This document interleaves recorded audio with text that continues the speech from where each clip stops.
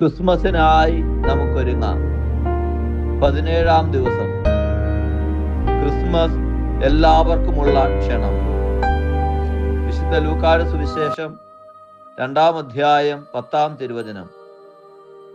ഇതാ, സകല ജനത്തിനും വേണ്ടിയുള്ള വലിയ സന്തോഷത്തിന്റെ സദ്വാർത്ത ഞാൻ നിങ്ങളെ അറിയിക്കുന്നു. ഇടയന്മാർ സമൂഹത്തിലെ ഏറ്റവും താഴ്ന്നവർ, എങ്കിലും ആദ്യം ക്ഷണിക്കപ്പെട്ടു. ദൈവരാജ്യത്തിൽ ആരും അവഗണിക്കപ്പെടുന്നില്ല.